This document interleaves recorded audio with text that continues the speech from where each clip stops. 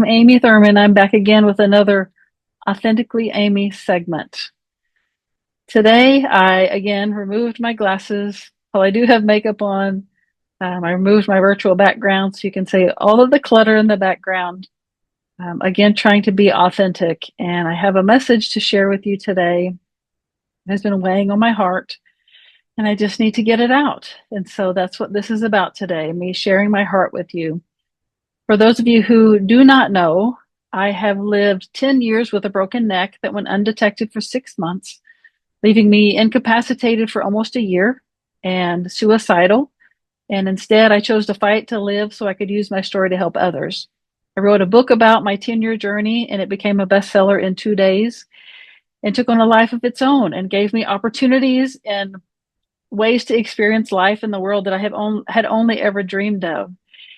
And that was who I was for a long time. I was the person who had lived 10 years with a broken neck and survived that and was an inspiration. Some people still tell me I'm an inspiration and that I encourage others. And I believe that's what I was put on this earth to do, is to encourage and inspire others to know that you can do hard things, that my life is to be used as an example for others, that you can do things. You can do things that you can get through things that maybe you never thought you could make it through, and that my life is to be used as an example. And I believe the time has come for me to shift and to move from being that person who lived 10 years with a broken neck to stepping into the person who now teaches other people how to do what I've done. It's very emotional for me because for so long I have been that person who, that was my story, still is my story. But I feel like being asked to step into this new version of myself is a loss. I feel like I am grieving having to leave that old version behind. Thank you for understanding that this is emotional for me and that the tears will come, that they need to serve their purpose and I need to honor them.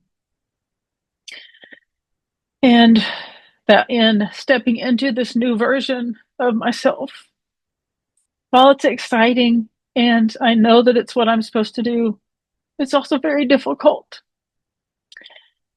And you may have noticed from my post recently the struggle and the challenge that I have been going through. And plays a huge part, is stepping into this version of myself means leaving people and other things behind who are not ready to step into this version of myself with me. And that's hard. That's not fun. It's painful, but it's what needs to happen.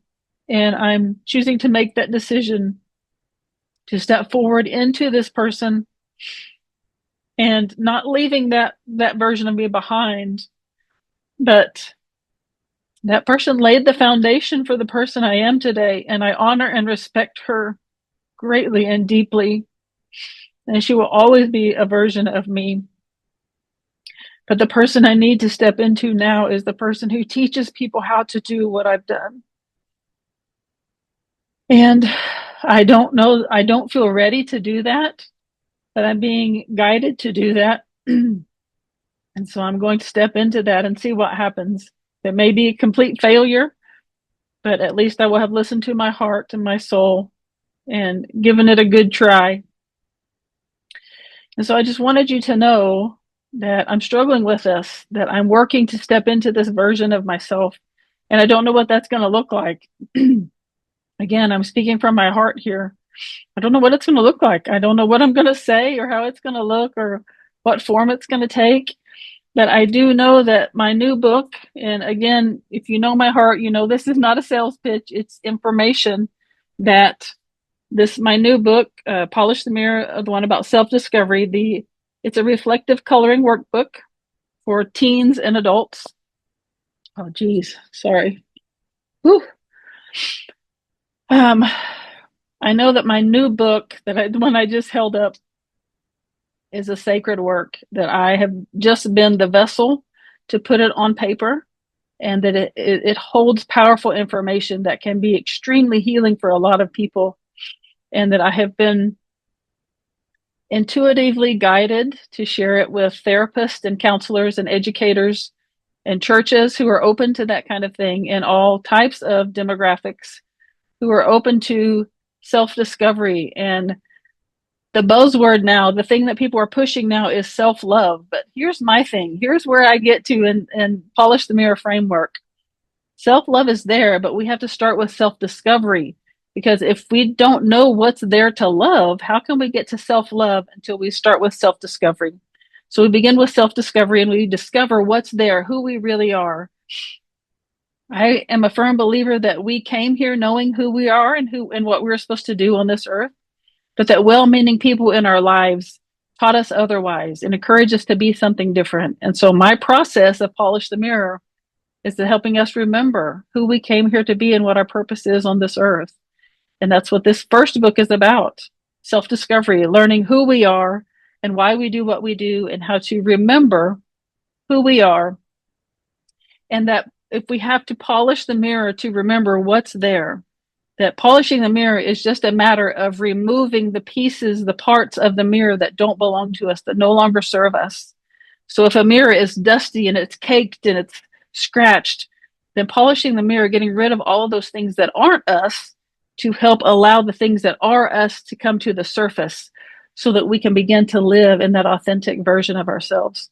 And so I'm being guided to share with you the most authentic version of myself and come on here and apparently cry at you and share my struggles and my challenges that I'm going through as I begin to step into this new version of myself.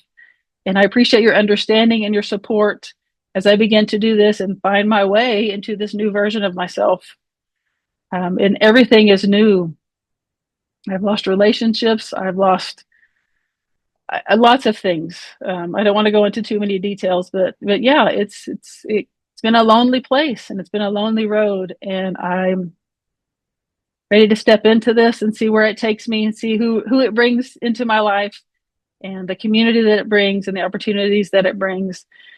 And I just appreciate your support and your understanding and your patience as I work my way through this. And so thank you for listening. Thank you for supporting me and this version of me that I have lived and have appreciated and loved, and hopefully supporting me in this new version that I'm stepping into as maybe we figure it out together. Maybe that's what this is about. I get to share my journey of figuring this out together, what it looks like to step out of a role and step into a new role that I have no idea what I'm doing, floundering around. I'm going to do it together.